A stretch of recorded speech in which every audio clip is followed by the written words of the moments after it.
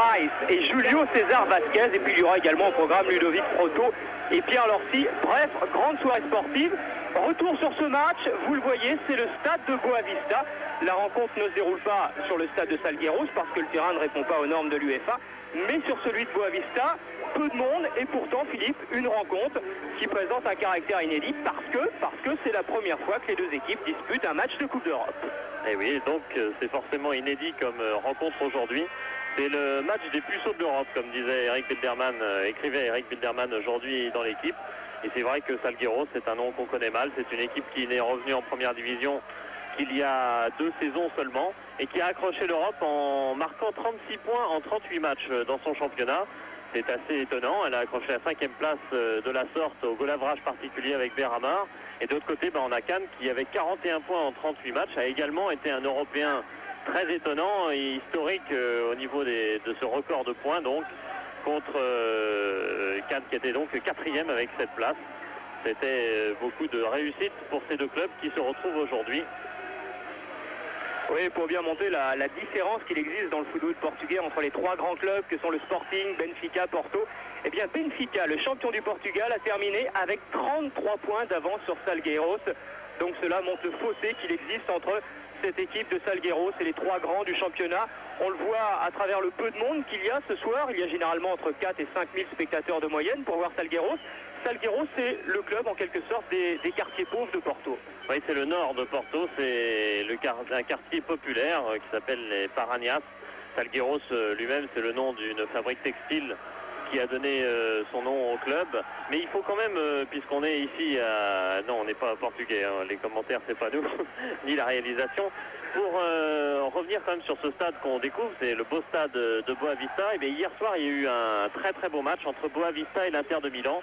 Et les Canois qui rentrent, Fernandez en tête, doivent avoir à l'esprit et applaudit les Canois car la majorité de la tribune officielle, en tout cas, est remplie de Canois. Les Portugais sont en face, il y a quasi égalité. Les Canois donc devront se méfier puisqu'hier Boavista, qui était 4e du championnat portugais, 5 points simplement devant Salgueiros l'an dernier. Et bien, Boavista a battu l'Inter de Milan 2-1 après une superbe partie en ayant mené 2-0. C'était hier soir, même lieu, un petit peu plus tard, dans ce même stade. Ouais, les supporters canois, ils sont 170, 200 environ à avoir fait le déplacement pour supporter l'équipe de Cannes. On va voir la composition de ces deux équipes tout de suite, alors que le COP de Salgueiros est également présent. Rien à voir avec le match d'hier soir où il y avait 20 000 personnes à peu près pour voir Boavista battre l'Inter. Et voilà, plein de joueurs qui découvrent la Coupe d'Europe. Les 2 premiers visages qu'on a vus, Zidane et Duric, ce sont 2 joueurs qui n'ont jamais joué en Coupe d'Europe, bien évidemment. Mais il y a des joueurs expérimentés quand même à Cannes et qui connaissent bien la Coupe d'Europe, à commencer par Luis Fernandez, bien sûr. Voilà, le capitaine en face de Rui França. Eh bien, lui, évidemment, il a joué la Coupe d'Europe, mais enfin, ça fait quand même 7 ans qu'il n'a plus approché la Coupe d'Europe, Luis Fernandez. La dernière fois, c'était tout simplement au Stadio Comunal contre la Juve de Platini. Oui, il estime toujours, il a toujours en mémoire qu'ils auraient dû se qualifier ce jour-là, mais c'était en 84 déjà. Ça passe très très vite pour Luis Fernandez, qui depuis, évidemment, a connu d'autres moments de gloire, notamment avec l'équipe de France. L'arbitre est un Irlandais, c'est monsieur Irvine. Il sera peut-être bien adapté à cette partie, car l'équipe de Salgueiros, paraît-il, mais on est sûr que c'est le cas puisque les Canois sont venus la superviser, à un jeu assez britannique finalement, et en tout cas pas très dans la tradition de ce qu'on connaît du football portugais, mais c'est vrai que ce qu'on connaît du football portugais, c'est toujours les mêmes, c'est toujours Benfica, Porto, Sporting, l'équipe nationale, mais c'est un tout autre style que cette équipe de Salgueiros qu'on va découvrir, qui serait plutôt dans le style Ivic des années PSG. On va le voir si on a droit à la composition des équipes avec une équipe qui ne présente qu'un seul attaquant, qui a 5 défenseurs, qui joue très long, qui passe très rapidement de derrière à devant. Enfin ça c'est tout ce qu'on va vérifier tout à l'heure. Pour situer quand même la différence effectivement de milieu entre... Voilà, on y est. On y est. Avec des joueurs connus là-dedans, oui, il y en a. Il y a Jorge Placido, le numéro 9, qui a été au Matra Racing d'Arthur Georges. Il avait été recruté, puis en 1 an et demi, il n'a pas joué beaucoup. Il a joué une partie en tout et pour tout. Arthur Georges ne l'a pas titularisé, comme il ne l'a pas beaucoup titularisé non plus l'an dernier à Porto où il était revenu, et donc il fait ses débuts cette saison avec ce troisième club de Bordeaux, Salgueiros. Du côté canois, la grande surprise c'est Paulet, le numéro 4, car Coates, le néerlandais, est malade, il a une angine, il ne s'est pas remis. Et c'est Coates qui a été préféré à des joueurs plus connus de nous, comme Guérit, comme Daniel. Il y a un choix tactique là derrière. Du côté canois, on a préféré préserver une défense avec 3 joueurs qui vont jouer dans l'axe, alors que Luis Fernandez n'est pas libéraux. Le capitaine canois joue au milieu de terrain, on verra ça tout à l'heure.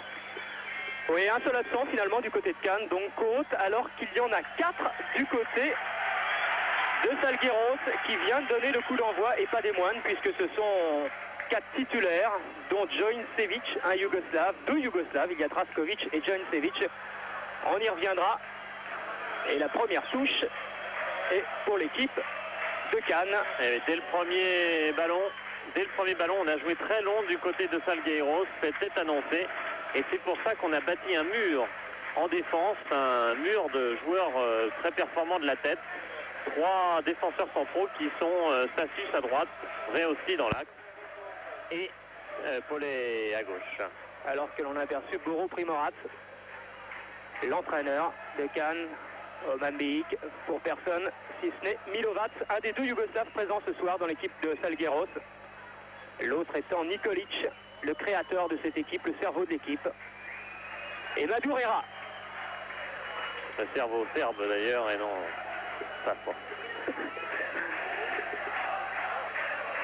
Voilà, Pedro. Longue balle à destination de Placido. Mais Paulet était le premier sur le ballon. La touche est pour les Portugais. Rapidement joué pour Rui França. Intervention de José Bray. Coup franc.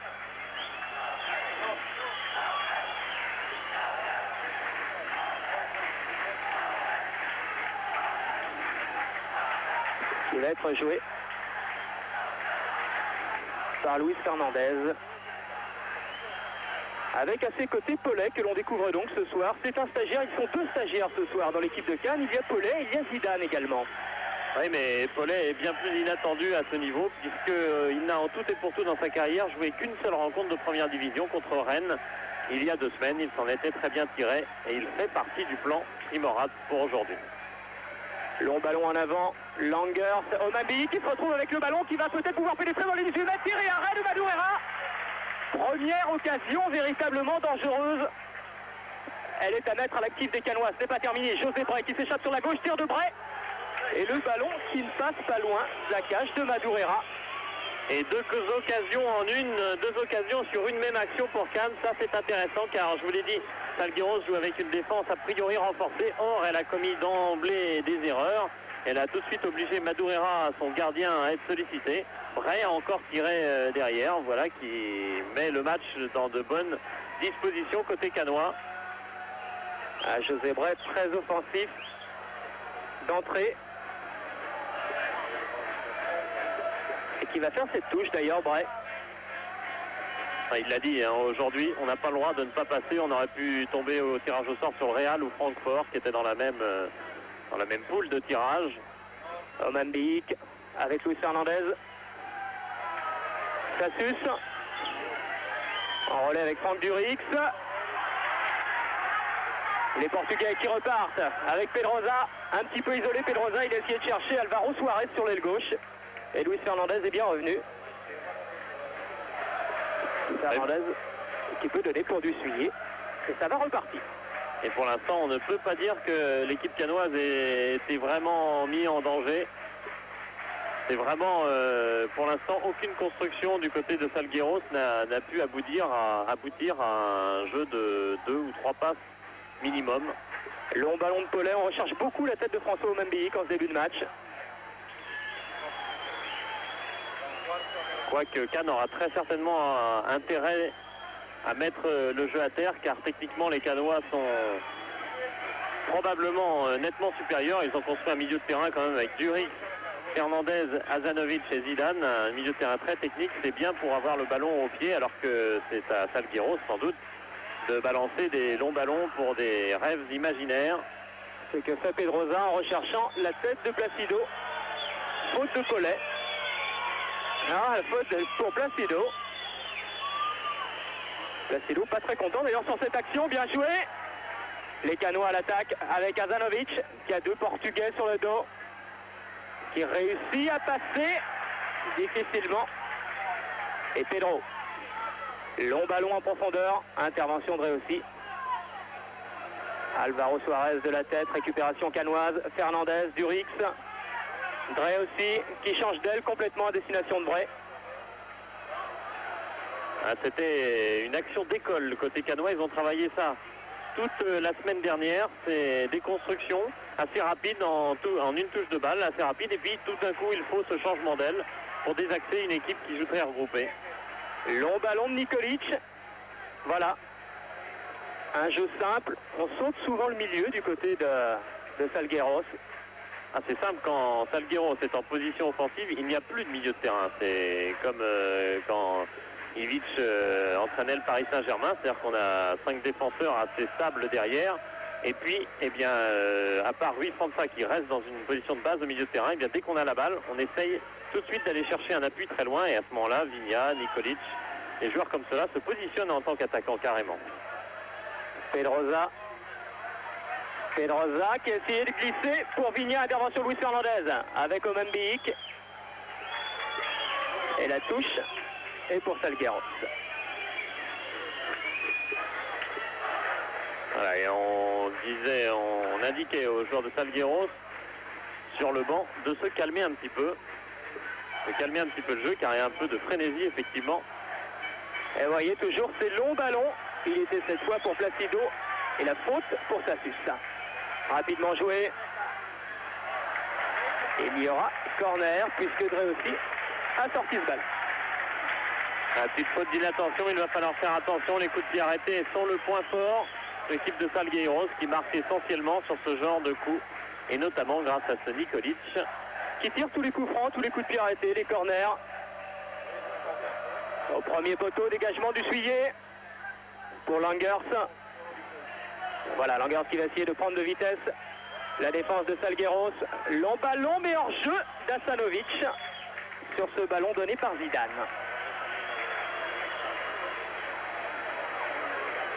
Ouais, c'est bien que Cannes puisse sortir aussi rapidement et aussi facilement de son camp et porter immédiatement le danger.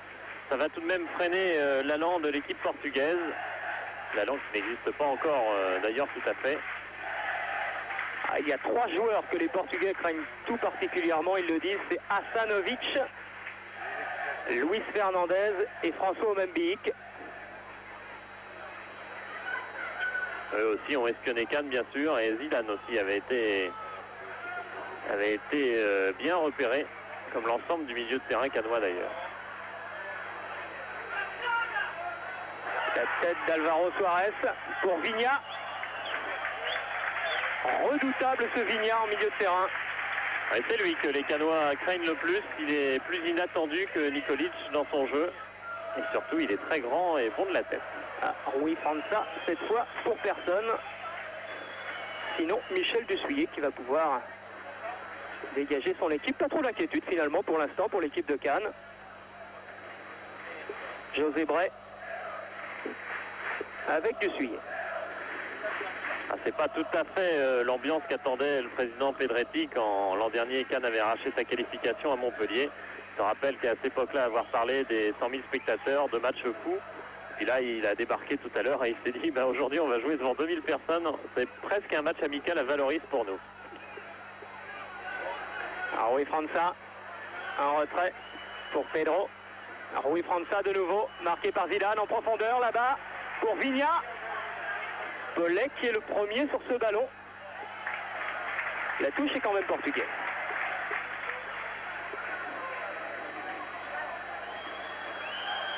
Ouais, elle n'aurait pas dû être jouée à cet endroit-là, alors on va la refaire. Et je pense que Nikolic a manqué sa touche car il a été interrompu par le coup de sifflet de l'arbitre. Attention, avec Nikolic, c'est toujours des touches longues et on cherche une déviation de la tête. Là voilà la touche longue annoncée, Vigna. Et voilà la déviation de la tête redoutable, effectivement. Et voilà pourquoi on retrouve Oman Bilic en plein centre de la défense. C'est évidemment un très redoutable joueur de tête aussi. On se rappelle bien sûr de son ascension contre l'Argentine au stade de Milan en Coupe du Monde. Match d'ouverture. Et c'est Asanovic qui reste seul devant en pointe du côté canois. Tous les autres sont en défense pour ce corner. Peut-être Doré aussi qui peut se dégager. Et les Canois en contre-attaque rapidement par Oman Bilic pour Langers. Langers qui a Asanovic à sa gauche. Il a Oman Bilic à droite. Oman Bilic qui va recentrer. Intercepté par Rui França qui va peut-être éviter le corner. Voilà qui est fait. Et donné pour Madureira. Oui, le capitaine Rui França qui avait eu du mérite à s'en sortir car il y avait danger de but. Nikolic. Marqué par Zidane, Langers. Rui França en retrait pour Pedrosa. Oui, il joue ce rôle de milieu de terrain juste devant les trois défenseurs centraux. On appelle ça trinco au Portugal. Ça veut dire la clé tout simplement. Nous en France on parle de libéraux du milieu. Le voilà Pedrosa à 30 mètres début. Tir contré. Et ce sera un nouveau corner pour Salgueiros. Autant dire éventuellement une occasion de but. Encore qu'il y a arrêt de jeu car Luis Fernandez est à terre. On va revoir cette action. Choc avec Pedrosa, c'est... Et peut-être... Non, voilà, Luis Fernandez qui va peut-être se relever. Tout simplement un coup douloureux un instant. En tout cas, Nikolic est prêt pour tirer son corner. Ce qui fait que le ballon était mal placé selon Monsieur Irvine. Voilà, corner une nouvelle fois au premier poteau où il recherchait la tête de Placido. Et nouvelle intervention de Dreossi.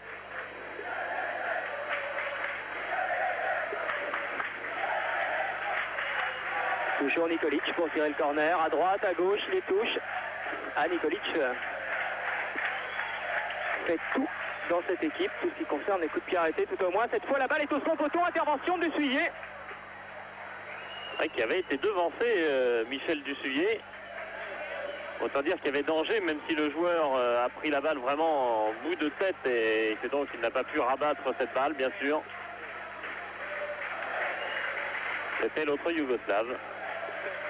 Michel Dussuyer, canois pur souche puisqu'il est né à Cannes. Même s'il n'a pas joué que pour le club de la Croisette. Pedro pour Paulo Duarte. Encore un long ballon de Paulo Duarte, toujours pour la tête de Placido. Alors jeu cette fois-ci, bien orchestré par la défense canoise, car on ne cherche pas vraiment à jouer en profondeur au-dessus de la défense canoise du côté de Salgueiros. On cherche des appuis et ensuite tout le monde vient sur ces ballons, tout le monde vient en deuxième ballon pour essayer de construire l'action en partant donc de très près du but canois puisqu'il y a eu juste un appui. Et il est effectivement astucieux de temps en temps de surprendre un joueur qui ne fait pas vraiment un appel en profondeur, de le surprendre par un hors-jeu piège. Interception portugaise, ça touche de Durix, mais les Canois récupèrent le ballon par Luis Fernandez. Asanovic maintenant. Asanovic qui va tenter de passer en 1 contre 1. Nikolic récupère le ballon. En appui avec Placido. Pour Vigna qui est hors jeu. Même si le public portugais, alors que Dreossi et Vigna n'ont pas entendu le coup de sifflet de l'arbitre et continué à jouer, Vigna était hors jeu sur cette action. En tout cas, il l'est signalé et c'est tout à fait judicieux de la part de Dreossi de ne pas arrêter son action car on peut avoir été trompé, surtout dans un stade comme celui-ci où il n'y a pas énormément de monde, on peut avoir été trompé par un mauvais coup de sifflet. Il vaut mieux assurer et trop tard ensuite pour regretter et pour se plaindre. Dreossi, le voilà. Qui avait raté la Coupe d'Europe avec le PSG, il avait fait l'année de la qualification. Zidane en profondeur pour José Bray. Il y a Oman Bilic au centre, il y a Langers également. Les centres un peu longs de José Bray. Il va même directement en touche. Il s'est très bien adapté à ce nouveau rôle, José Bray, qui joue au milieu de terrain auparavant, là qui joue plutôt un rôle d'arrière d'aile. Seule difficulté, c'est dans le domaine offensif, car il joue à gauche et... Le ballon n'est pas perdu pour les Canois. Asanovic à 30 mètres du but. Tir bien capté par Madureira. Mais les Canois tentent leur chance.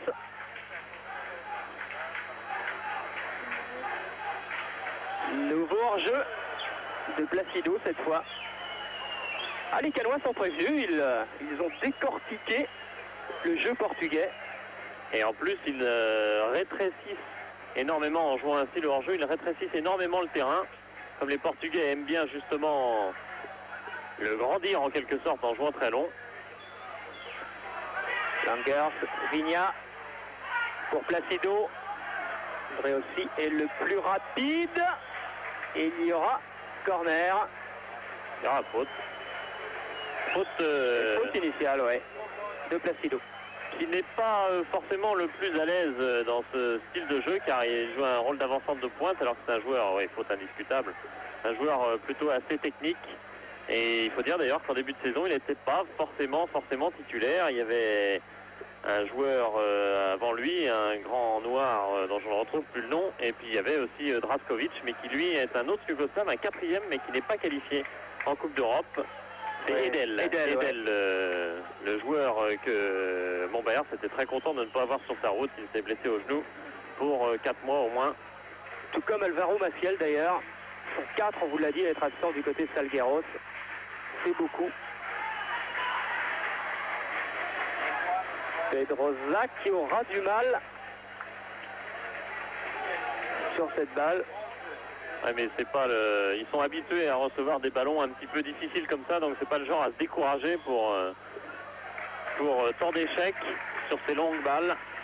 Ils vont continuer, les Portugais. C'est leur jeu depuis que Filipovic, un Yougoslave bien sûr, est arrivé à la tête de ce club.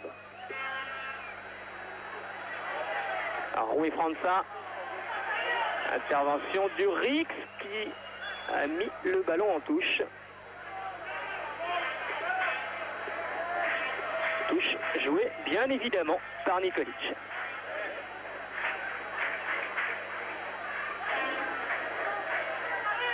Nikolic qui cherche un partenaire, qui n'a personne avec qui jouer. Finalement, il a choisi la tête de Placido. Fernandez maintenant. Zidane en retrait directement pour Michel Dussuis.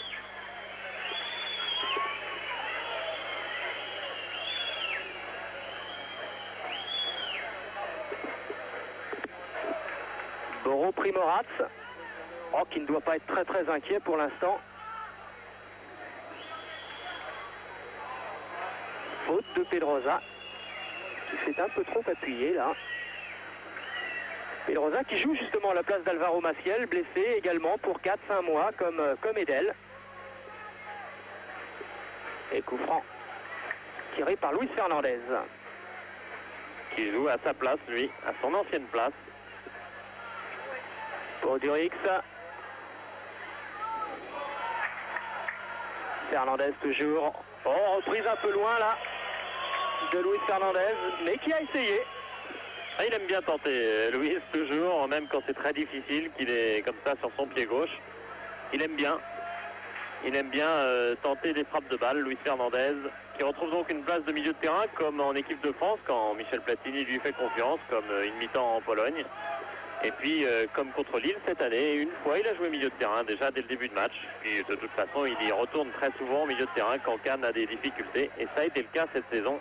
Cannes n'est que 16e du championnat. Durix, c'était bien joué. La faute est pour Pedrosa. L'arbitre qui n'a pas laissé l'avantage, que lui reproche un petit peu Azanovic.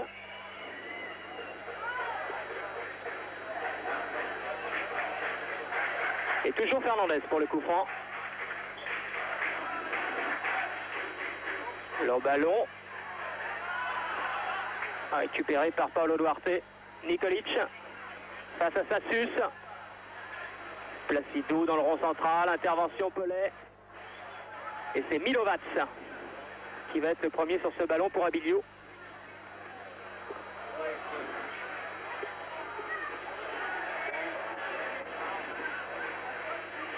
Paulo Duarte, Nikolic. Marqué par Azanovic. Contre de Nikolic. Et aussi, mauvais renvoi. Ballon qui était à destination de François Membic. On joue très excentré du côté des attaquants canois. Souvent Membic à droite et Langers à gauche. En bonne partie pour gêner justement ces relances longues. Vigna. Vigna marqué par Fernandez et Drey aussi qui réussit à passer avec Placido. Faute de José Bray.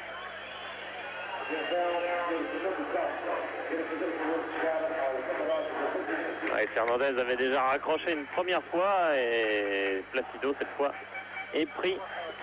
Et encore un coup de pied arrêté dangereux pour l'équipe de Salgueiros. Ah mais cette fois c'est pas Nikolic, oui. Voilà. C'est Pedrosa qui va le tirer. Et oui, car Nikolic est aussi en position là, peut-être non. Alors pour une tête de Placido qui ne donne rien.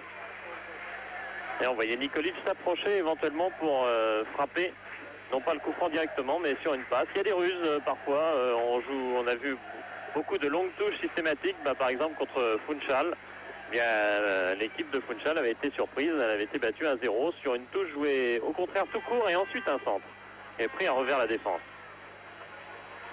Nikolic, marqué de très près par José Bray, qui réussit à s'échapper. Nikolic.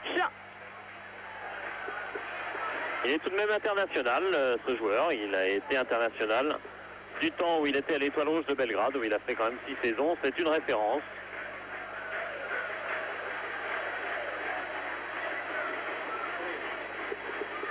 Pedro. Avec Paulo Duarte, qui remplace Djaincevic, lui. Dans un contrôle de Sassus, suivi d'une faute. Placido avec Pedrosa. Intervention Luis Fernandez, Placido qui essaie de continuer. Et maintenant c'est Drey aussi qui a le ballon. Les Canois très rapidement. Il y a Robbie Langers avec qui appelait le ballon et qui va être un petit peu court, le luxembourgeois. Paulo Duarte est le plus rapide. Interception de Mabi qui s'engouffre dans la surface. Petite aile de pigeon pour Langers. Ah, le pressing canois marche bien. Ouais, il ne laisse pas respirer cette équipe de Salgueiros qui joue sur un terrain, il faut le souligner, beaucoup plus grand que celui d'habitude. On y reviendra. Voilà les Canois qui récupèrent une nouvelle fois le ballon. Hasanovic avec Langers. Mais le capitaine Rui França était bien revenu sur cette action. Pas trop de réussite pour l'instant pour Hasanovic dans toutes ses tentatives de 1-2, mais faut surtout pas. Oh là, quelles erreurs. Voilà, encore une longue balle. Toujours pour Placido qui fait l'essuie-glace devant Georges Placido. Et touche jouée sans doute par Pedrosa. Pour Alvaro Suarez face à Sassus. Alvaro Suarez qui a réussi à mettre le ballon sur son pied gauche au premier poteau. Et reprise de Nikolic. Et première action véritablement dangereuse en tout cas pour l'équipe de Salgueiros. Et elle est très dangereuse. C'est parti d'Alvaro Suarez qui a fait un très bon débordement. C'est un joueur qui a été international espoir il y a une bonne dizaine d'années, qui a de grosses qualités sur ce côté gauche. Et au centre, ils se sont tous jetés. Vraiment, les joueurs de Salgueiros, ils savent qu'ils n'ont pas 36 occasions dans un match. Ils se sont jetés sur cette balle de telle manière qu'ils ont vraiment mis en danger la défense canoise. Nikolic manquant le but, lui qui en a marqué quand même 6 l'an dernier. Et en tout cas, voilà qui réveille les supporters portugais.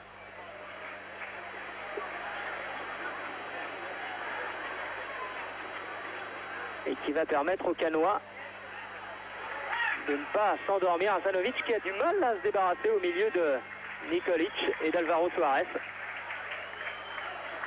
Il est surveillé Hasanovic et puis il en veut énormément parce que la Coupe d'Europe l'a un petit peu boudé quelques années.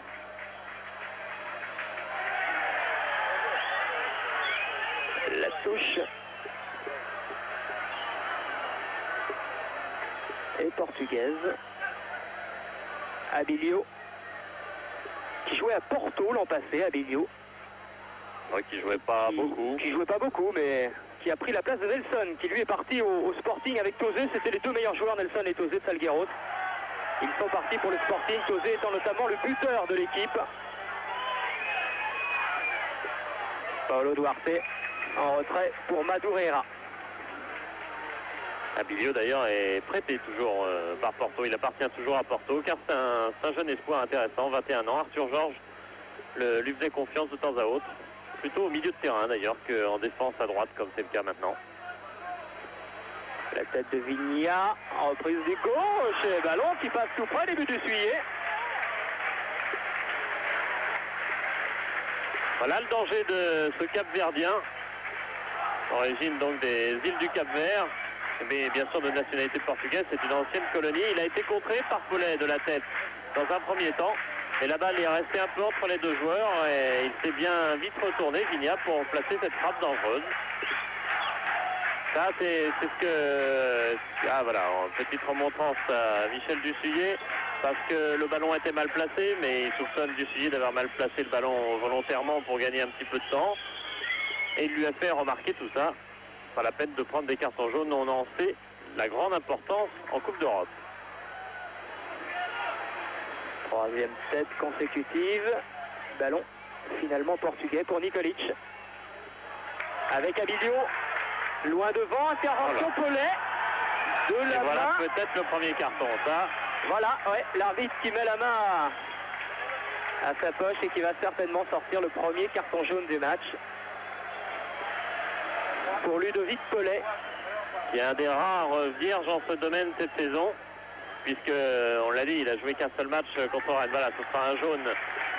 Ça nous rassure un petit peu, on ne sait jamais. Avec l'application stricte des nouvelles règles de l'UEFA, c'est un acte de temps petit jeu qu'a fait Paulet. C'est vrai qu'il n'y avait pas danger de but immédiat tout de même. Un des rares vierges parce qu'à Cannes, on a eu de gros problèmes dans ce domaine depuis le début de la saison, notamment 6 cartons rouges. Et Nikolic toujours pour le coup franc, à moins que ce ne soit Abilio. Non, c'est Nikolic qui a recherché la tête de Vigna. Et Sassus a mis en corner. Il est très réputé pour son jeu de tête, Sassus. Il sera très très précieux. Il a beaucoup marqué de buts de la tête dans sa carrière. Et aujourd'hui, il sera surtout très précieux derrière. C'est pour ça qu'il a été recentré dans l'axe de la défense. Lui qui joue souvent sur le côté droit. Oui, c'est un joueur clé. C'est le seul d'ailleurs avec Omambiik à avoir débuté toutes les rencontres de championnat cette année. Jean-Luc Sassus. Cette fois, c'est Zidane qui peut dégager son équipe. Et c'est le seul aussi à avoir, avec José Bray, à avoir participé à la montée de Cannes il y a 4 ans. En première division. Il était prêté seulement par Toulouse à cette époque-là. Longue touche de Nikolic qui en a l'habitude toujours pour la tête de Vigna et qui trouve celle de Paulet. Ce sera un nouveau corner pour l'équipe de Salgueiros. Bonne résistance dans le jeu aérien des Canois, mais par contre du mal quand même à récupérer les balles après s'être imposé dans le jeu de tête. C'est une clé aussi de la partie, c'est pour ça que Luis Fernandez a été mis au milieu de terrain. Pedrosa, il y a Pedro au premier poteau, il y a Placido. Ballon qui revient sur Nikolic. Et cette fois, les Canois vont pouvoir se dégager de façon sereine. Et Nikolic qui voulait alerter sur la droite, qui s'est excusé ensuite pour ce geste technique raté, mais il n'y avait pas intention de tir tout de même sur cette action. Ouais, faute sur Robbie Langers. Langers qui lui aussi est on ne dira pas un habitué, mais qui lui a joué également en Coupe d'Europe. Ah oui, mais il fait partie des rares Canois à avoir joué en Coupe d'Europe. Il fallait remonter loin dans sa mémoire. Le dernier match, ça remonte à 81. Il était sur le banc avec Mönchengladbach. Azanovic avec Bray à sa gauche qui préfère pivoter, revenir sur lui-même. Pour Fernandez. Zidane, l'arbitre laisse jouer. Et ça repart par Rui França, long ballon toujours pour Placido. Abilio face à José Bray. Mais Vigna, et Abilio qui fonce vers le centre. Placido, Nikolic. Nikolic qui ne sait trop que faire du ballon. Et les Canois peuvent le récupérer. C'est reparti avec Robbie Langers. Un petit peu isolé Langers là, face à 4 Portugais. Mais Omambiik, bien intervenu. Durix, ballon toujours Canois. Azanovic face à Rui França. Avec Zidane. Azanovic qui essaye d'y aller en relais avec Durix. Bray. Et le ballon qui va filer directement vers Madureira.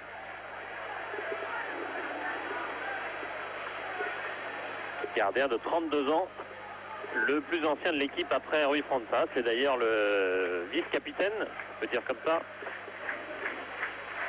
Long dégagement.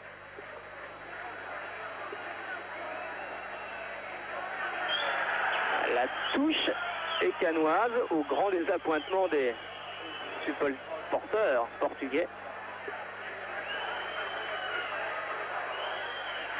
Et elle est faite par José Bray. Pour Langers, intervention Milovac.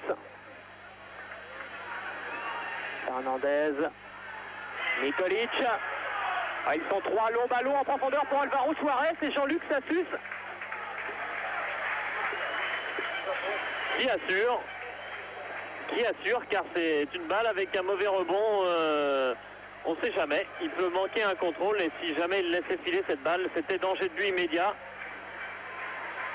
Ce sera d'ailleurs quand même danger, car voilà une de ces touches de Nikolic. Il y a Vigna au premier poteau. Il y a Pedrosa tout près de lui. Ah, Nikolic qui prend son élan là. Ça va être sûrement encore une fois une longue touche. Voilà, qui recherche la tête de Vigna. Qui a essayé de remettre dans le paquet. Mais la défense canoise a pu se dégager. Pedro. Ballon qui va être récupéré par Nikolic. Qui rate complètement son centre. Il y avait Duric devant lui. C'était pourtant le geste à faire. Il ne fallait pas perdre l'occasion de jouer vite cette balle. Évidemment, il fallait la réussir. C'était pas forcément évident. Nikolic qui est à l'origine de toutes les actions, en tout cas dangereuses, entre guillemets, parce qu'elles ne sont pas encore vraiment dangereuses. De toutes les actions portugaises. Voilà, Boro Primorat, pardon. Prononciation vérifiée.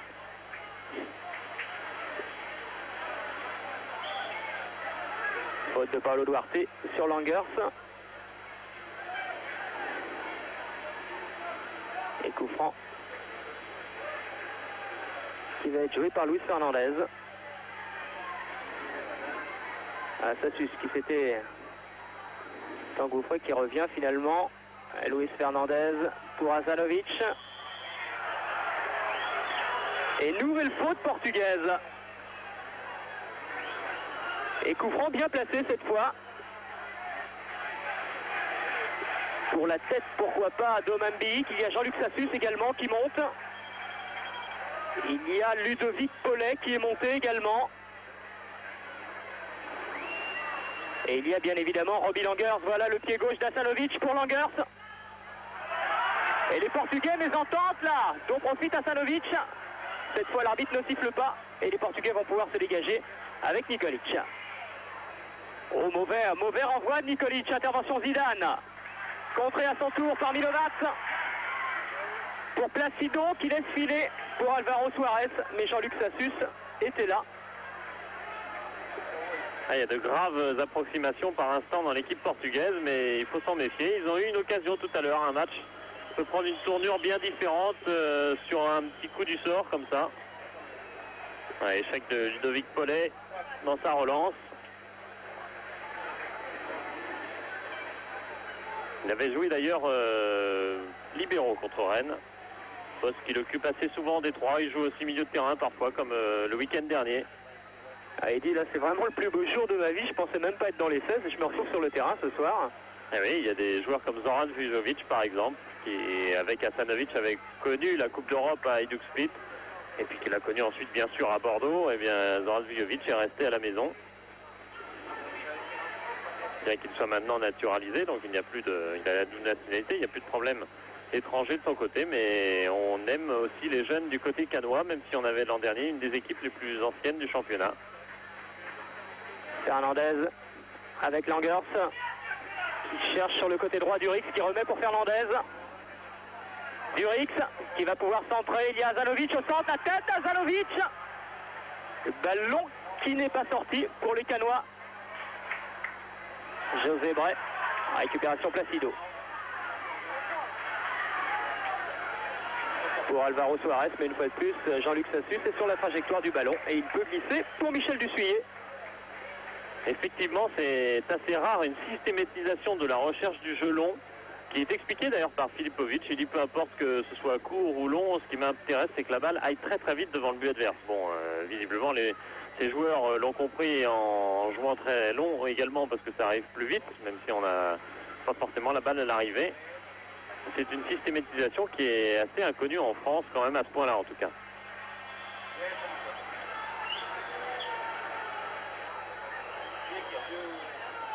Le coup franc sera bien évidemment canois. Coup franc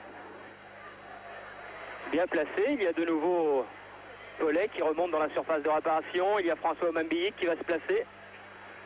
Et pour le tirer, bien évidemment, le pied gauche d'Alyosha Azalovic. Sassus et Paulet vers le deuxième poteau. Azalovic qui fait signe que le mur n'est pas à 9 mètres. Petit mur d'ailleurs, puisqu'il y a deux joueurs simplement. Au premier poteau, le ballon qui rebondit, Omambiik. Bon réflexe là du Camerounais, mais ballon qui passe quand même bien au-dessus des buts de Madureira.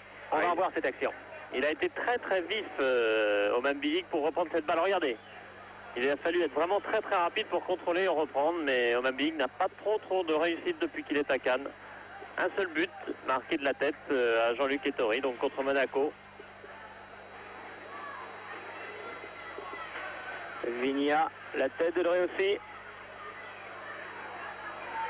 Et intervention Langers, mais les Portugais réussissent à se saisir du ballon. Non, cette fois il est canois. Vigna, Omambiik. Fernandez qui a Azalovic sur sa droite, qui a Durix un peu plus loin. Prend la solution Azalovic qui a réussi à échapper à Alvaro Suarez. Azalovic pour Durix qui met le ballon sur son pied gauche. Franck Durix qui cherche Robbie Langers au second poteau. Et c'est Robbie Langers, je crois, qui... Oui, voilà le petit signe qui l'indique très clairement de la part de l'arbitre. C'est Robbie Langers qui a été sanctionné d'une faute.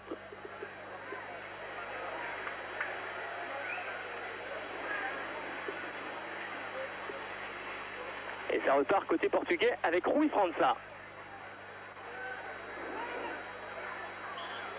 Milieu, faute de Sassus, rapidement joué. Vigna avec Pedrosa qui a essayé de remettre pour Vigna, qui a d'ailleurs touché le ballon au passage. Et Jean-Luc Sassus pour faire la touche. Pour la tête d'Azalovic qui essaye de prolonger pour Langers. Rui França en retrait pour Madureira.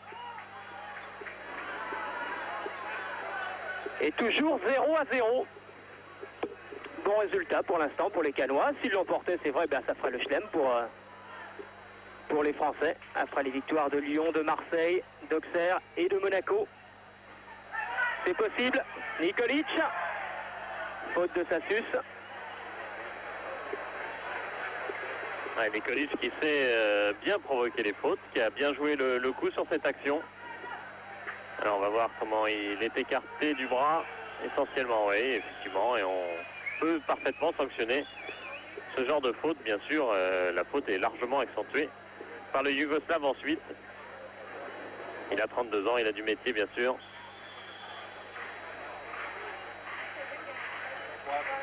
C'est Pedrosa qui tire le coup franc pour la tête de Vigna. Et les Canois qui peuvent se dégager avec José Bray, marqué très près par Abilio. José Bray qui donne en retrait pour Dussuyer, ce qui va permettre aux Canois de relancer. Long dégagement de Dussuyer pour personne, pour la tête de Pedrosa. Nikolic. Taclé par Durix, Placido récupère le ballon. Oh, Pedrosa qui l'oublie en cours de route ce ballon. Ça pouvait être dangereux. Zidane avec Azalovic qui va essayer de prendre de vitesse. Pedro. Petit joueur rapide, Pedro, c'est lui qui joue habituellement en libéraux, en règle générale, puis quand il y a John Incevic. Qui est suspendu donc, on l'a dit, pas pour des cartons avec Salgueiros, bien sûr, mais pour des vieux cartons en Yougoslavie avec l'étoile rouge. Abilio. Qui peut éviter la touche. Rapidement joué par les Canois.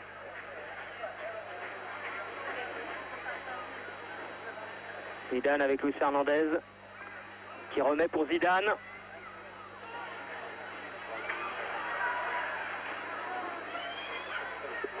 Milovac.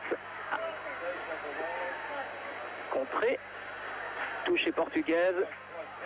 Nikolic. Loin devant. Là aussi qui ne perd pas de temps pour Placido. Et la défense canoise bien regroupée. Et nouveau corner. Et on sait qu'il n'y a pas trop de surprises à attendre de la part des joueurs de Salgueiros. Quand le coup est à droite, et bien on se concentre sur la droite et on compte. Et régulièrement sur les corners, Nikolic recherche la tête de Vigna. Abilio, Nikolic qui n'est pas hors jeu. Vigna qui va se placer au centre, cette fois centre à ras de terre, intervention Luis Fernandez. Toujours 0-0. Un peu moins de 5 minutes à jouer dans cette première mi-temps. Langers avec Bray. Asanovic en relais avec José Bray. Il y a François Mambilic au centre. Bray qui évite, Abilio qui réussit à remettre sur son pied droit. Et il y avait hors-jeu côté canois, je crois, de Franck Durix. Oui, ou peut-être de Robbie Langers, en fait, qui avait été sanctionné peut-être avant. Durix est en partie derrière. En tout cas, l'essentiel est qu'il ait été vu et bien jugé. Et ce Madureira qui connaît bien ce stade, bon, parce que Salgueiros, Boavista, il y a quelques kilomètres, dans deux quartiers différents de Porto, mais tout de même. Mais il a joué tout simplement à Boavista, même s'il n'a jamais été tout à fait titulaire là-bas. Il a joué 4 ans. Paolo Duarte. Et Robbie Langers qui chargé est par Robbie Langers. Alors l'occasion, on profite de ce petit temps mort pour vous dire qu'à la mi-temps, restez surtout devant votre petit écran car vous pourrez découvrir tous les buts de Coupe d'Europe. Voilà, le deuxième, celui qui a des lunettes comme le premier, c'est pas un signe distinctif. Voilà, il se tourne vers nous.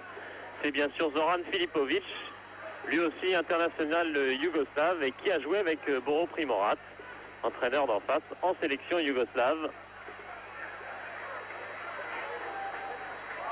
Le ballon pour Placido et sorti d'essuyé. Bien joué de la tête par Placido. Et Dussuyé qui est obligé d'aller chercher ce ballon, on va revoir. Remarquable habileté de Placido qui avait bien vu Dussuyé anticiper et sortir. Et une tête lobée parfaitement dosée qui aurait bien pu surprendre le gardien canois. Bien joué de la part de l'ancien Racingman. Et corner, deuxième action dangereuse du côté de Salgueiros. Oui. La défense canoise qui bafouille un petit peu. Le ballon est cette fois sorti. Avec des contestations portugaises, car il y a eu effectivement une main canoise a touché le ballon, ça c'est une certitude. De là à dire qu'il fallait absolument se précipiter pour siffler pénalty, c'est pas évident. Il y a eu un moment de confusion. On va essayer de le voir. Voilà, la main, donc elle était au tout premier poteau. De Sassus, hein. Sans doute de Sassus qui était gêné. Et ensuite, il y a un drôle de cafouillage devant le but canois. On n'est pas encore relevé de toutes parts. Luis Fernandez est le dernier combattant à terre. Et humain, effectivement, Sassus était au marquage. Voilà, est au marquage sur un joueur qui s'efface. Et en se retournant, Sassus touche le ballon avec la main. On change la trajectoire. À vous de juger. Si on s'en tient à la règle, qui est la main volontaire, mais enfin, la règle est-elle... Et les Portugais qui poussent depuis 2 minutes, essayant de réveiller leurs supporters. Deuxième corner consécutif avec Nikolic. Et 2 occasions, en tout cas, coup sur tout. La première sur la tête de Placido et la deuxième sur ce cafouillage. Nikolic en retrait. Vigna, cette fois de la tête, et Dussuyé qui se couche avec le ballon et qui va pouvoir dégager.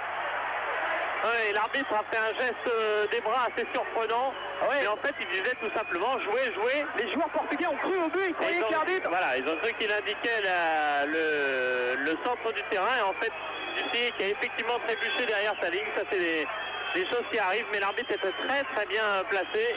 Et à aucun moment, il a tout de suite indiqué d'ailleurs des deux bras. À aucun moment, il n'a pensé qu'il y avait but. Il a eu doute. Voilà, Dessuyé qui essaye de calmer un petit peu le jeu. Ah, il y a doute forcément du côté par contre des supporters portugais. Voilà, ça c'est la dernière action et encore un accrochage. Il y a beaucoup de choses qui chauffent un petit peu le public portugais. Ouais, cela dit, c'est vrai que l'arbitre, M. Irvine, était bien placé. Il était juste à côté de la ligne de but. Et bien placé pour juger donc cette action. Mais en 2-3 minutes, les Canois ont eu très chaud. Et la mi-temps sera très certainement bienvenue puisqu'on joue les arrêts de jeu maintenant de la première période.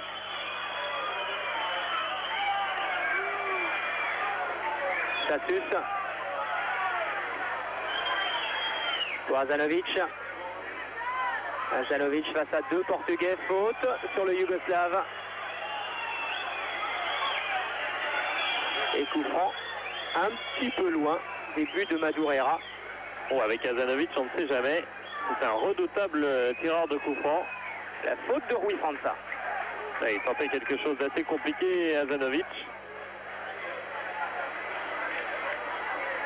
Ce sera de son pied gauche. Il est remarquablement à droit des deux pieds, mais son pied gauche est tout de même le meilleur des deux. Il est sur le bon côté. Il est un peu loin, il est sur le bon côté. Et le mur portugais qui est en train de se former. Voilà, il y a Franck Duric sur le côté droit. Azanovic directement dans les bras de Madureira. Bonne frappe d'Azanovic, mais pas tout à fait aussi enroulé qu'il aurait certainement voulu le faire avant la mi-temps. Monsieur Irvine qui siffle de la mi-temps. Alors je vous l'ai dit, ne quittez pas l'antenne parce que vous allez pouvoir voir tous les buts de Coupe d'Europe d'avant-hier soir, d'hier soir, d'aujourd'hui, les buts de la Coupe d'Europe des clubs champions, de la Coupe des Coupes et de la Coupe de l'UEFA. Et puis l'occasion, puisqu'on parle football, d'annoncer également que demain soir, sur TV Sport, il y aura un nouveau match de Division 2. Vous savez que TV Sport a pris l'habitude de diffuser en direct les principaux matchs de Division 2. Demain soir, ce sera Saint-Quentin-Strasbourg à 20h30. Et dans l'immédiat, la Coupe d'Europe, on retourne à Paris avec Denis Balbir. Oui, auparavant, vous l'avez peut-être remarqué, c'est une anecdote. Jean-Luc Sassus est le seul joueur cannois qui porte des cuissardes jaunes, comme son maillot, comme ses couleurs jaunes de Cannes, couleur superstition du côté de Cannes, puisqu'on gagne souvent avec le maillot jaune. C'est le nouveau règlement de la FIFA. Il faut porter les cuissardes de la couleur de son maillot. Ce n'est pas le cas de Nikolic, par exemple, du côté de Salgueiros. Tout de suite, je vous donne un résultat. En Coupe des Coupes, c'était le dernier match. Le FC Porto a gagné à la Valette 3-0. Et puis les rapports du loto sportif. Il y avait une grille pour les matchs européens. Pour les 13 bons pronostics, 98 344 francs. Pour les 12, 2130 francs. Pour les 11, 93 francs. Pour le match de Marseille, 29 francs. Pour celui de Lyon, 22. Et puis pour Arsenal qui a écrasé l'Austria de Vienne 6-1, 1752 francs. Les buts, Eric Bénard vous en parlait, pratiquement tous les buts des Coupes d'Europe, eh bien on va les découvrir pendant un peu plus de 7 minutes.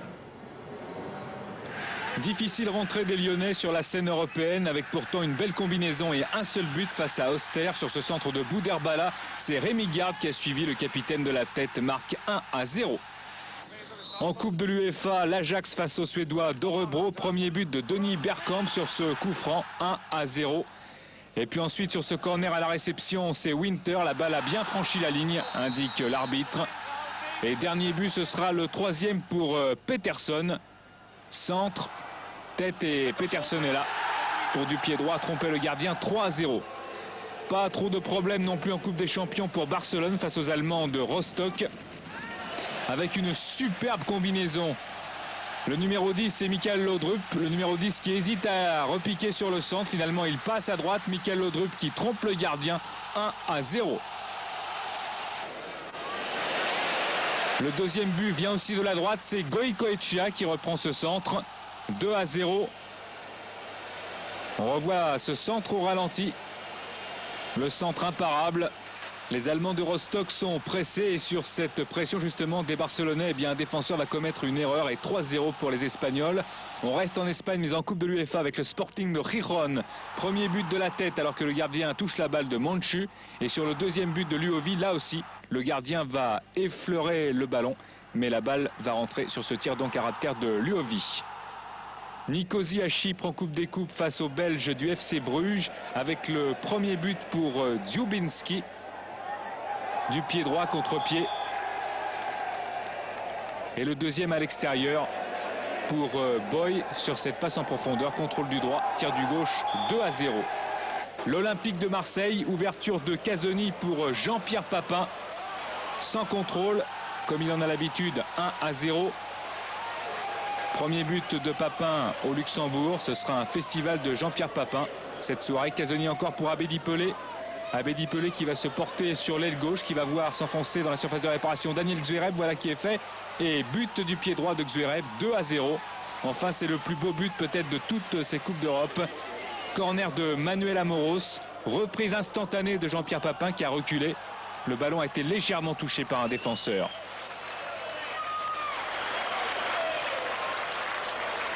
Juste avant la mi-temps, Chris Waddle sur son aile droite. Chris Waddle toujours, qui n'a aucune peine à se débarrasser des défenseurs de l'UX Luxembourg. Centre de Waddle et qui est là, c'est Sauzé qui se couche sur ce ballon juste avant la mi-temps. 4-0. Enfin, un pénalty de Jean-Pierre Papin pour cette faute peu évidente sur Waddle sera transformé en force. Et 5-0 comme l'OM en 73 en Coupe de l'UEFA. Même score. Boavista, Inter de Milan. Extraordinaire but malheureusement. Il est hors jeu cette fois-ci. But donc refusé. Mais cette fois, Marlon ne l'est pas. Reprise de volée à la Papin. Peut-être encore plus beau que tout à l'heure.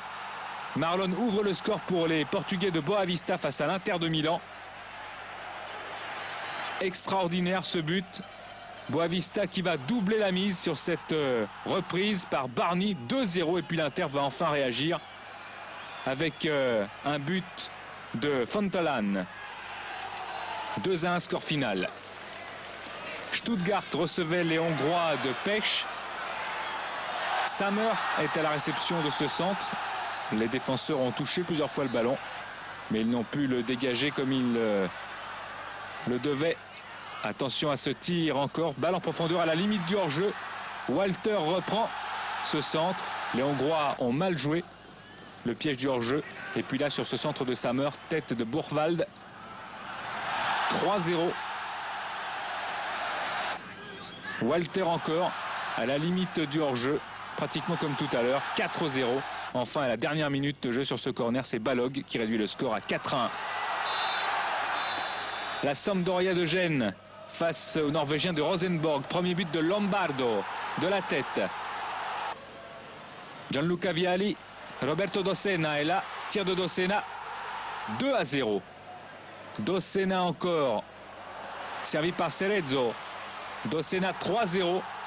La nouvelle recrue brésilienne Silas, qui a joué au Sporting, va marquer. Balle piquée en hauteur, lob. 4-0. Et enfin, un superbe tir. Il est monté, il est là. C'est Attilio Lombardo qui marque le 5e but de la Sampdoria.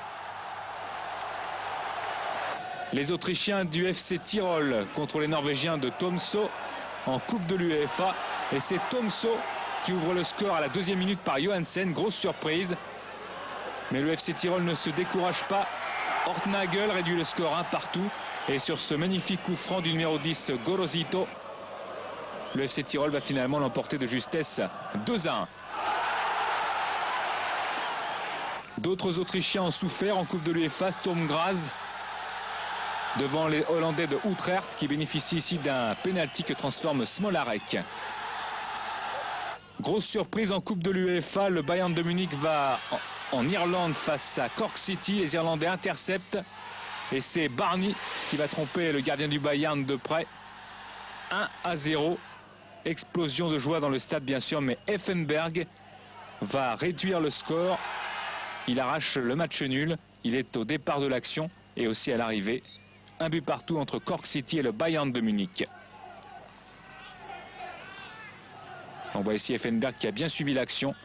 Et dans un tir croisé, il réduit le score. Un match à la limite de la régularité, un très beau but ici du Sparta de Prague. C'est Nemec qui a trompé le gardien devant le Glasgow Rangers. 1-0, victoire des Tchécoslovaques.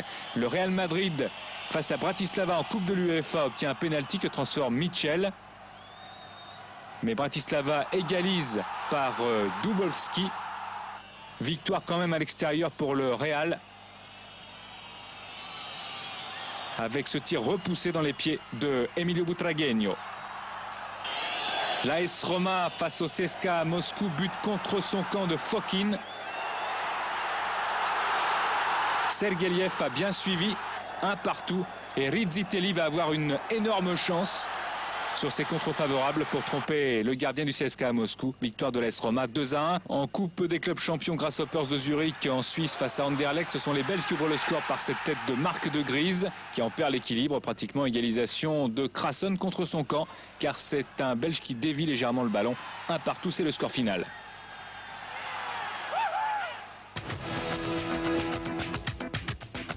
Pourtant, les places n'étaient pas relativement chères, puisque les places les plus chères étaient à 2000 escudos, ce qui équivaut à peu près à 80 francs. Rien à voir, Philippe, avec les tarifs que l'on a vu pratiquer hier soir pour le match Boavista-Inter de Milan. Oui, encore qu'en France, ça n'aurait pas choqué grand monde, puisque les places les plus chères étaient à 400 francs. Et pour le Portugal, c'était beaucoup. Mais il faut dire aussi que Boavista est exactement le contraire de l'image de Salgueiros, parce que c'est le quartier chic de Porto. Et donc Salgueiros a loué le terrain de Boavista pour y jouer ce soir, puisque donc son terrain n'était pas légal, il ne pouvait pas accueillir une rencontre de Coupe d'Europe. Le terrain de Salgueiros, on a été le voir, le stade de Salgueiros, c'est l'équivalent à peu près de Mezzavia ou Furiani, un petit peu en meilleur état, mais enfin ce type de stade, les normes de l'UEFA ont changé quand même depuis pas mal d'années. Bastia a joué dans un stade comme ça, une finale de Coupe d'Europe il y a 13 ans. C'est loin, ça a bien changé. Lui, ce joueur, cet entraîneur que vous voyez, Filipovic, il y a 13 ans, c'était un redoutable joueur. Il y a encore 8 ans, c'était un redoutable joueur. Il a emmené Benfica en finale de la Coupe de l'UEFA. Et on était le plus redoutable buteur et Benfica s'était incliné contre Anderlecht en finale. Ça allait donc bien cette Coupe d'Europe, même si peu de ces joueurs l'ont disputée, à part quand même Jorge Placido, qui était bien sûr à Porto, non pas l'année où Porto était champion d'Europe, mais l'année suivante. Il avait joué quelques matchs avec Rui Barros. Alors que les deux équipes sont maintenant revenues sur le terrain, qu'il ne semble n'y avoir de changement ni d'un côté ni de l'autre.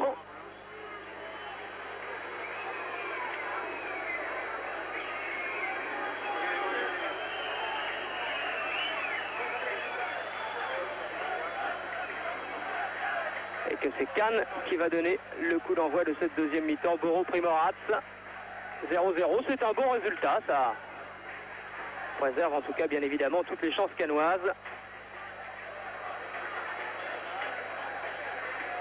Et Oman Biyik et Hasanovic pour donner le coup d'envoi de cette seconde mi-temps. François Oman Biyik qui attend sa naturalisation, elle devrait intervenir d'ici 15 jours, un mois à peu près. On avait dit aux dirigeants cannois 30-45 jours, ça fait 15 jours qu'elle a été demandée cette naturalisation. Elle ne devrait pas tarder. Pour une fois ce soir que l'équipe de Cannes pouvait aligner en Coupe d'Europe ses 4 étrangers. Eh bien Côte ne joue pas. Le néerlandais, on vous l'a dit, a été victime d'une mauvaise angine. Et il n'est donc pas là ce soir. Les supporters de Cannes, ils sont près de 200 pour ce match. Ils ont fait le déplacement, ils sont arrivés ce midi. Zidane avec Hasanovic, Fernandez qui s'engouffre, qui arrive aux 30 mètres, qui voit Oman Biyik, tire d'Oman Biyik et ballon qui passe à côté des buts de Madureira. Et remarquable décalage fait au milieu de terrain dans l'équipe cannoise, où on a réussi à donner à Fernandez un ballon très propre dans ce milieu de terrain, un petit peu comme hier l'Inter de Milan qui faisait l'admiration de Eric Monbayert pour sa faculté justement à trouver très facilement les joueurs dans l'axe comme Matthäus. Tout cela bien sûr, ça suppose une remarquable construction auparavant et notamment sur les côtés.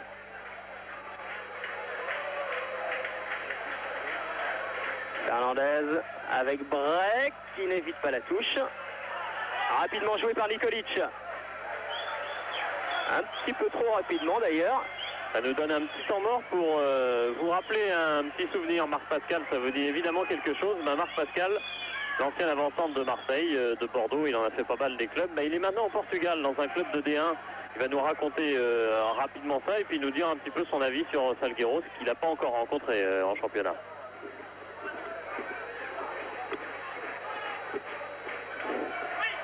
Comme vous voyez là, ce soir, aussi au Portugal, il y a de très bonnes équipes malgré tout.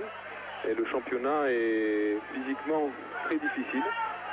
Et bon, je m'en suis aperçu lors de mon premier match contre Chavez, où vraiment ça joue très dur.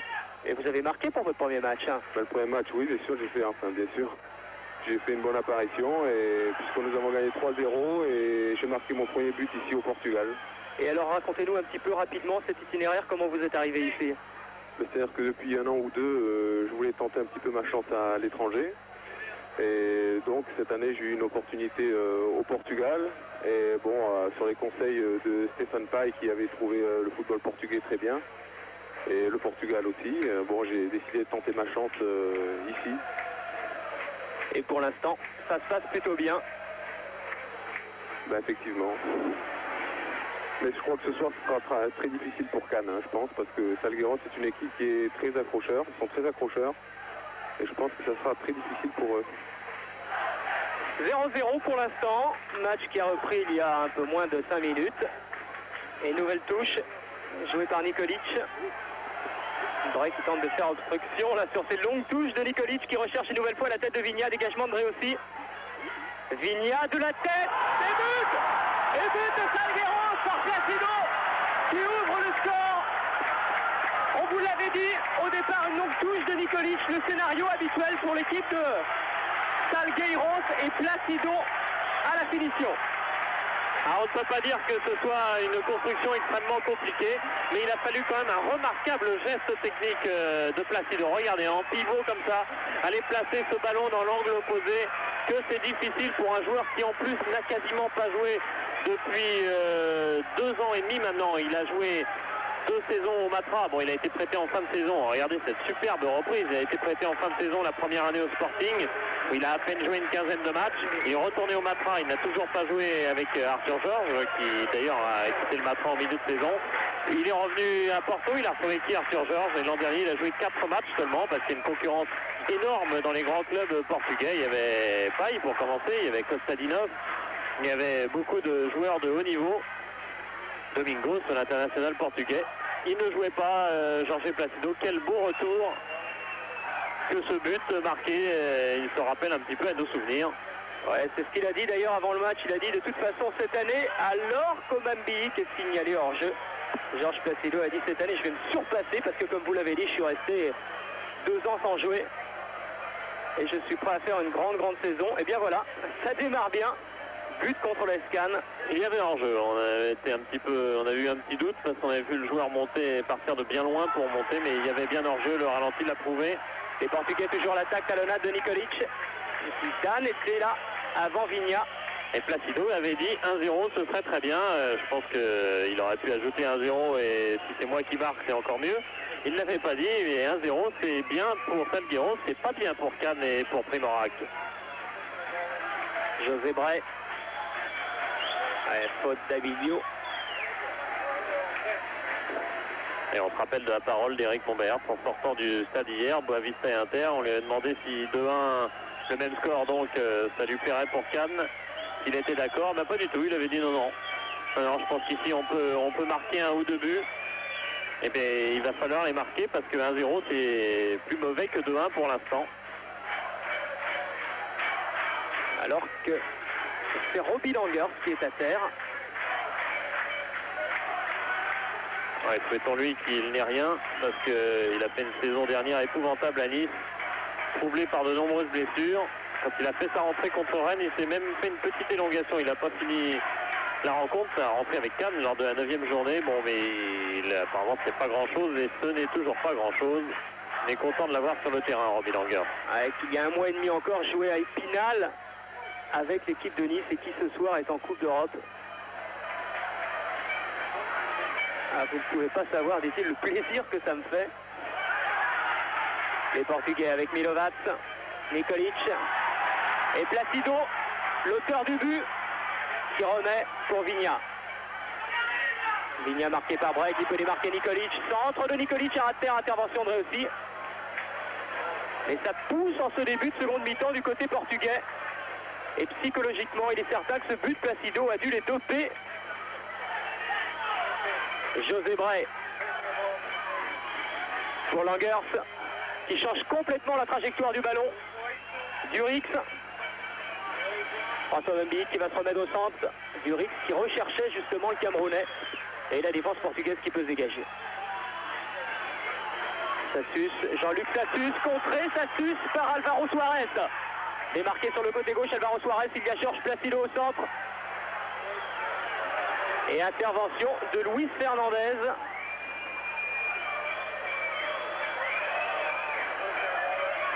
Pour Sassus, centre qui ne donne rien. Et Madureira qui va certainement dégager en touche parce qu'on ne voit pas à l'écran. Mais il y a un joueur portugais, en l'occurrence Milovat, un Yougoslave, qui est à terre. Il y a même les soigneurs sur le terrain alors que l'arbitre, M. Irvine, laisse se dérouler le jeu. Langers. Voilà, Milovat qui essaye, il est dans le camp canois, qui se relève, qui boitille un petit peu. Et le ballon qui est toujours en jeu. Luis Fernandez, voilà, Milovat qui rentre dans le jeu. On le voit arriver. Langers en appui avec Azanovic, tir, arrêt, reprise de Langers. Et belle reprise d'Azanovic, le tir de Langers a été contré au passage, il y aura corner. Ouais, mécontentement de Madureira, je me demande si c'est pas au juge de touche, vers l'arbitre qu'il aurait dû être mécontent, car il est évident que Cannes a parfaitement profité de la sortie de Milovat à un moment. Toutes les actions tout d'un coup se sont concentrées sur le côté gauche de l'attaque cannoise, la zone où Milovat couvrait sur Langers. Et au bout de 2 échecs, et bien à la 3e fois, Langers n'a pas été loin de marquer, Azanovic ayant auparavant évidemment déclenché cet excellent tir. Jean-François Daniel qui s'échauffe avec d'autres joueurs, avec Guérit, pratiquement tous les Canois. Laurent Filipovic. Priou qu'il ne faudra pas oublier, il était très très puissant hier à l'entraînement, très très motivé. Peut-être plus que d'autres qui jouaient aujourd'hui, bien sûr il se donnait plus, mais ça pourrait être un signe. Il pourrait jouer un rôle en fin de partie. Boro Primorat, bien sûr, et non pas Bora Primorat. Avec à ses côtés Eric Mombert. Et voilà, on va pouvoir tirer le corner. Alyosha Azanovic pour le tirer. Et au premier poteau, Zidane Langers. Renvoyé par la défense portugaise. Et Placido qui se dépêche de courir sur le ballon.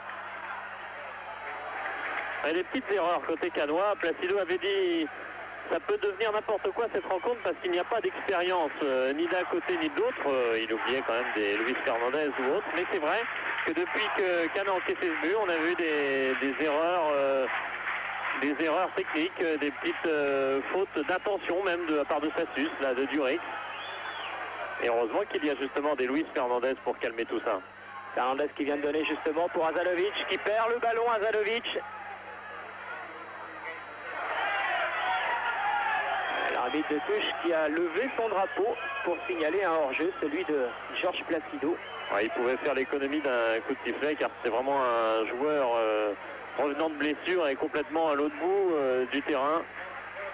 En l'occurrence Placido qui n'était pas vraiment impliqué par la passe qui était donnée en l'occurrence. Mais enfin il a appliqué les règlements. Il a suivi son jeu de touche. Long ballon de Fernandez à destination de Sassus. Intervention Pedrosa. La tête de Dre aussi. Azanovic qui essaye de se débarrasser d'Abilio. Oh, qu'il ceinture carrément l'Yugoslave, là, Abilio. Et ça agace quelque peu Azanovic qui a son caractère. Ça lui a coûté quelques sélections yougoslaves puisque c'est pour avoir refusé de jouer en équipe militaire. Regardez comme Abilio est accroché sur lui et comme Azanovic essaye de se dégager. Il avait refusé de jouer en sélection militaire et du coup Son compteur s'est arrêté à 3 sélections. Zim ne l'a plus rappelé depuis. Azanovic pourtant demandé par de grands clubs à l'intersaison. Oui, on a appris ici que Porto s'était déplacé jusqu'à Metz pour proposer 27 millions pour Azanovic. C'était trop tard. Cannes avait déjà enlevé le morceau. Les Canois à l'attaque. La tête d'Omambiik qui a du mal à prendre ce ballon de la tête. François Omambiik.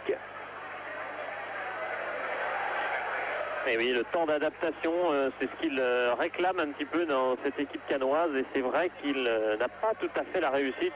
Rappelez-vous, ce but qu'il avait mis avec Rennes contre le Paris Saint-Germain de la tête, c'était à peu près le même genre de ballon.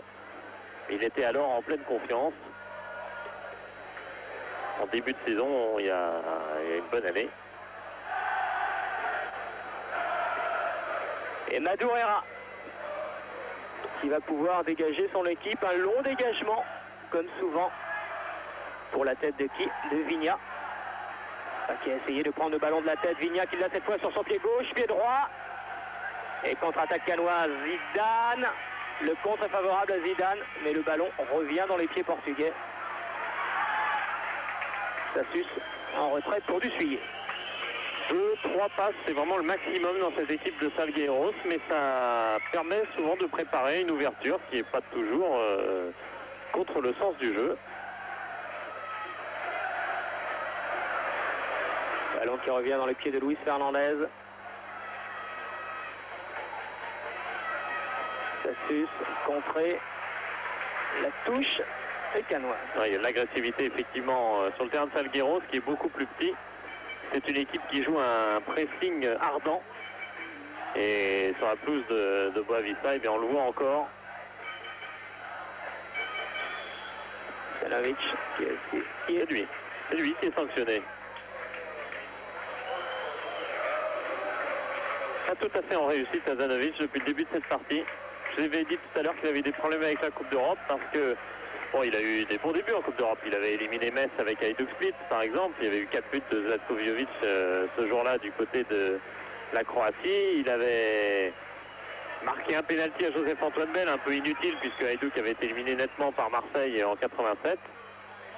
Et puis ensuite, il y a eu la suspension de Split qui fait que l'année d'après, il n'a pas pu jouer la Coupe d'Europe alors qu'il était à l'armée. Donc il n'a pas joué du tout puisqu'ils sont interdits de championnat, les Yougoslaves, quand ils sont à l'armée.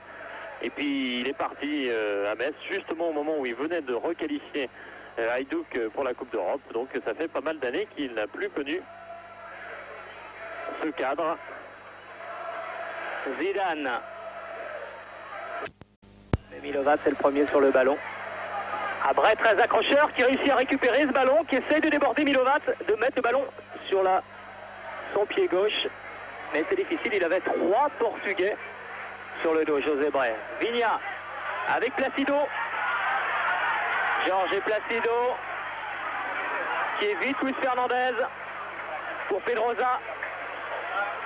Il y a Vigna au centre du terrain. Il y a également Abilio. Tir un peu lointain de Pedrosa. C'est vrai qu'il joue quand même un rôle important. Il n'a pas eu énormément de réussite dans toutes ses actions, mais c'est vrai que du côté gauche, ça combine un petit peu mieux quand même du côté de Salgueiros. Et on voit beaucoup Pedrosa monter. Et puis on a vu, c'était amusant quand même de voir quand Georges Placido a gardé un petit peu ce ballon, la réaction du public de Salgueiros, plus du tout habitué à ce style de jeu, qui a immédiatement hurlé. Vrai aussi.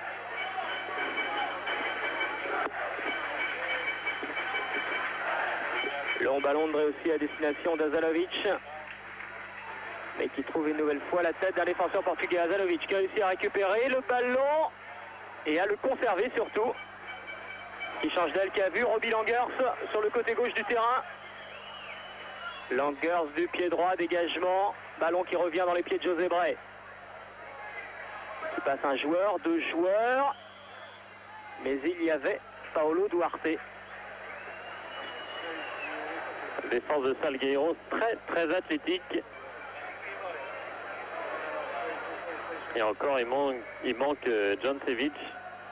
Un remarquable centre, il n'y avait aucun élan et Langers a fait un superbe centre vraiment de l'extérieur du pied droit.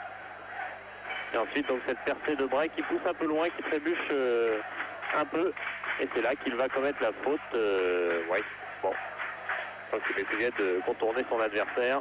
Il avait les mains un petit peu trop accrochées à son maillot selon l'arbitre. Et Cannes toujours mené 1-0. But de Georges Placido en tout début de seconde période. Pris au hors-jeu sur ce long dégagement. Les Portugais. Paulet pour Langers. En retrait, Bray. Paulet qui cherche Omambiik au centre. En retrait à son tour pour Jean-Luc Sassus. Fernandez. Contré, la touche est canoise. Équipe très agressive, Salgueiros, et qui réussit quand même à gêner assez considérablement les Canois. Ils sont obligés de jouer très très vite. Et quand on joue vite, eh bien forcément, il y a un peu de déchets. Omambiik. Et les Portugais qui, une fois de plus, réussissent à récupérer le ballon. Le mur construit par les Portugais marche bien. Le rideau défensif qu'ils ont tissé fonctionne parfaitement. Pour l'instant, tout au moins. Ouais, c'est des systèmes défensifs assez identiques d'ailleurs des deux côtés. C'est du Ivic au Paris Saint-Germain. 3 défenseurs centraux quasiment alignés qui couvrent toute la largeur de la défense et de latéraux en plus. Omambiik qui était redescendu pour subtiliser le ballon de la tête à Vigna. Zidane maintenant avec Omambiik. Eh oui, qu'il n'a personne, qu'il n'a aucune solution, François Omambiik, et qui préfère donner pour Zidane, qui change d'aile. Durix. Loin là-bas pour Omambiik. Langers. En retrait. Azanovic. Ah, il a 2 Portugais sur lui, Yougoslave. Et touche jouée par José Bray.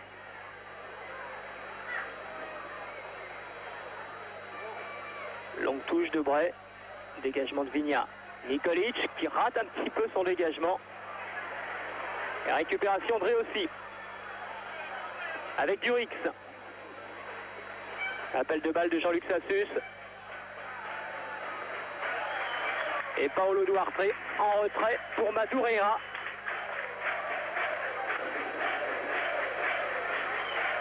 Ça ne passe pas.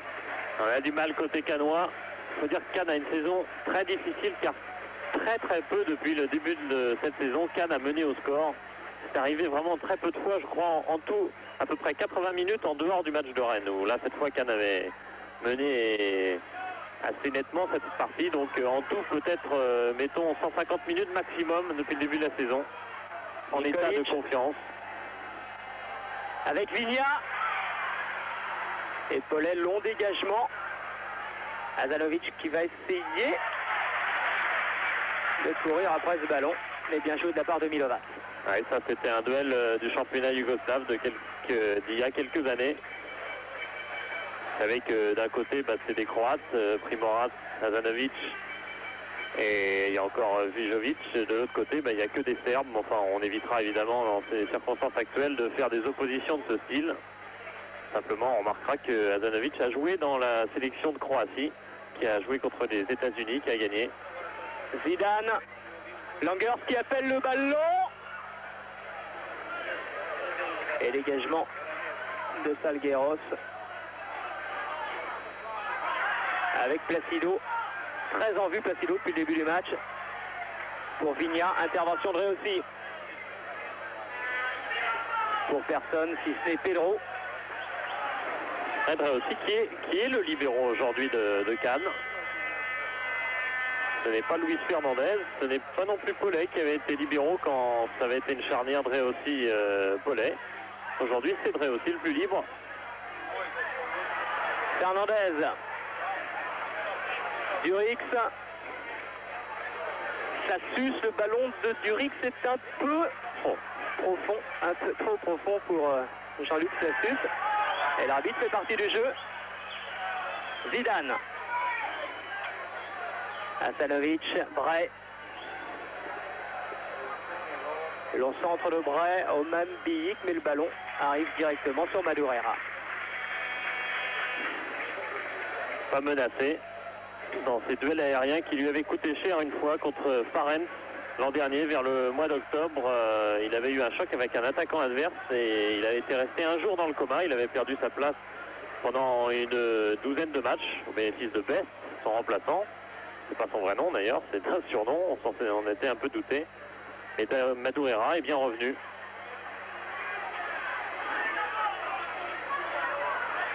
Fernandez avec Durix, Zidane. Long ballon de Zidane pour Durix.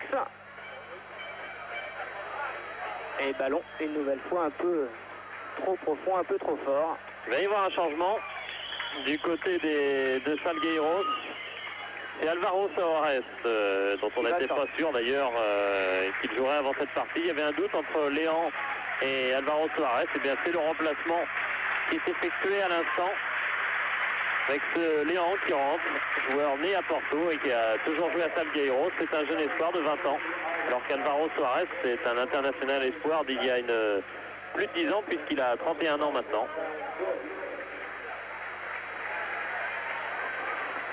Aussi pour Fernandez, Zidane et Pedro pour Madureira. Il y a toujours des problèmes pour les Canois dont on sent qu'ils peuvent faire la décision dès qu'ils arrivent à déplacer le jeu, à déplacer cette équipe de Salgueiros. La plupart du temps ils sont dangereux, on sent des potentialités évidentes, mais les occasions sont quand même relativement rares sur le but de Salgueiros pour l'instant. Long dégagement de Madureira. La tête de Jean-Luc Sassus, Durix avec Oman Biyik. Et les Portugais très très présents. Le pressing portugais qui empêche le jeu canois de se développer. Et faute d'Azanovic, pas très très content Azanovic, en discussion avec l'arbitre. Nikolic pour Léan justement, qui vient de rentrer à la place d'Alvaro Soares. C'est Paulet qui met le ballon en touche. On ne peut pas dire qu'il y ait de confort dans le jeu canois. Il n'y a pas vraiment de secondes, de minutes où ils peuvent jouer tranquillement. Nikolic en retrait pour Abiliou. Aussi Milovac. Et hors-jeu de Vigna. Ouais, en fait, c'est Placido qui était hors jeu, heureusement, parce que Vigna avait peut-être une opportunité. Azanovic.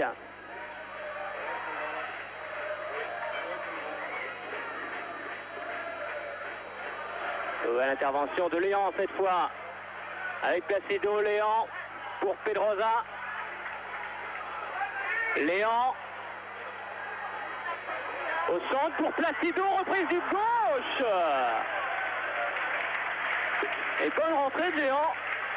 Oh oui, et très très belle action de Salgueiros, voilà qui doit faire craindre le pire du côté canois. On a eu des relâchements sur cette action, on a été assez souvent débordé. Il a fallu que Bray revienne de sa position d'arrière gauche pour couper Placido. Il n'avait marqué qu'un seul but cette saison en match amical contre Guimaraes avant le début de la saison, qui avait été très peu titulaire en fait dans les 4 premiers matchs de championnat. Voilà son grand retour. C'est ce qui a réussi à centrer Oman Biyik pour Roby Langers du droit. Et action dangereuse là de la part des magnifiques action d'ailleurs. Et quelle retournée, quelle passe remarquable d'Oman Biyik. On est obligé de supposer qu'il sait que Langers fait un appel et Langers est un petit peu en bout de pied. Il n'a marqué qu'un but cette saison, il vient à peine de rejouer d'ailleurs, hein. Mais il ne faudrait pas oublier quand même qu'il avait marqué 3 buts avec Nice lors de la première journée contre Ajaccio. Puis après il y a eu bien sûr tous ces problèmes, il a été licencié économiquement, ce qui a permis à Cannes de l'engager sans qu'il soit considéré comme un joker. Et pourtant il y avait beaucoup de clubs sur les rangs, entre autres il y avait Nancy, il y avait Metz, il y avait Saint-Etienne, très très demandé Roby Langers. Et qui a apporté énormément. Oman Biyik le dit lui-même, depuis qu'il est arrivé, Cannes marque. Ni pas trop moi, pas trop Langers non plus, mais Cannes marque. Effectivement, c'était l'essentiel, mais aujourd'hui, c'est pas le cas. Alors qu'il risque d'y avoir un changement côté canois. Puisque l'on a aperçu Guérit. Tout près du banc de touche. En tenue Guérit. Prêt à rentrer. Et Azanovic qui est pris en grippe apparemment. Bon, c'est une image hein, parce que je pense pas que ce soit... Si, maintenant c'est plus une image. Là maintenant il y a petit conflit entre Azanovic et Monsieur Irvine. Je crois que c'est un coup de coude qu'il reproche à Azanovic. Effectivement, Azanovic est assez nerveux depuis quelques temps.